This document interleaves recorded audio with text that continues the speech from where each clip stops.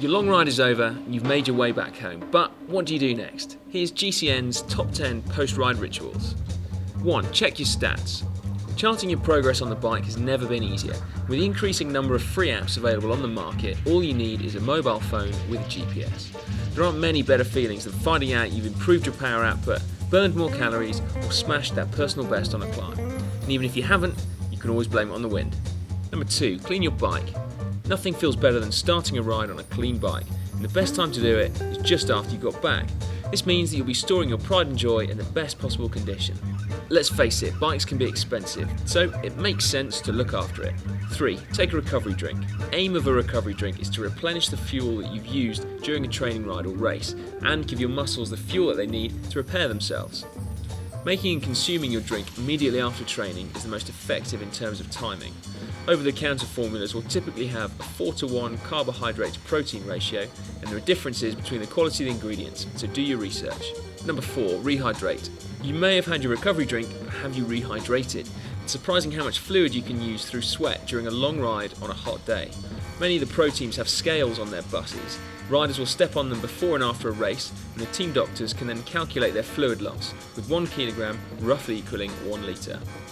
Bear in mind though that ingesting 1 litre will not replace 1 litre of fluid loss due to the inefficiencies of our bodies. And also bear in mind that an electrolyte drink will be retained better by your body than just plain water.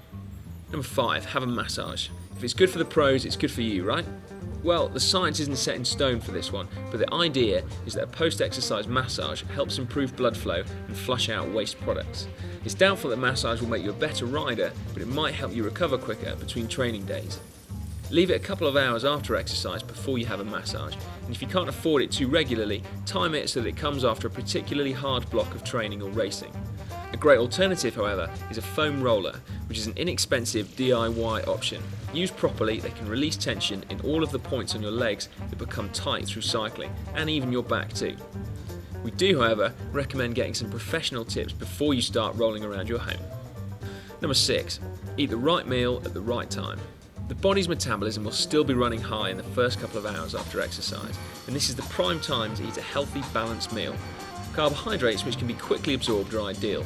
Pros will often eat boiled or jacket potatoes, rice or pasta, and combine it with some lean protein like tuna, eggs or chicken breast. Cereal with milk is a quick, easy and cheap alternative.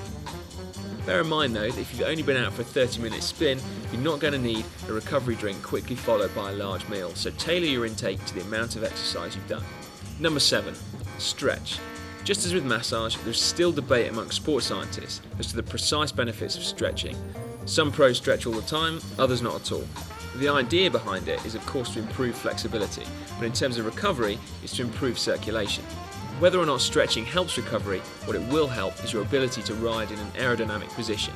If you've got tight hamstrings or an inflexible back, you've got no chance of getting into a time trial position like Fabian Cancellara. Number 8. Have a nap. We all know that our bodies need sleep to recover from normal daily stresses, so it makes sense that you'll need more if you're exercising hard most days. Not only do many of the pros sleep for at least 9 hours a night, they often also take an afternoon nap after training. Experts suggest that between 10 and 30 minutes is the optimal amount of time, taken around 2 hours after exercise. Napping for longer than that will leave you feeling groggy and might impair your nighttime sleep. Number 9. Have an ice bath. One of the more modern recovery techniques is the ice bath. Team HTC were one of the first teams to use them, although that may have been partly because they didn't have a shower on their team bus. Plunging your legs into ice cold water is supposed to constrict blood vessels and flush waste products. If you do try this method, 10 minutes at a temperature of 10 to 15 degrees Celsius is supposed to be ideal. Number 10. Stay off your feet. The number 1 tip for if you want to do everything to the nth degree, just like the pros, then you should adhere to this long-standing ethos. Never stand when you can lean, never lean when you can sit, and never sit when you can lie down. Basically, the only time you should be using your legs is to ride your bike. Otherwise, let them rest so they're ready for another thrashing as soon as possible. And if you need something to recover from, why not try our 20-minute indoor training video? What's your post-ride ritual? Let us know in the comments. Clean your frame and all the components of the bike with a hose to get rid of any excess mud. Remember to clean the chain and derailleur with a degreaser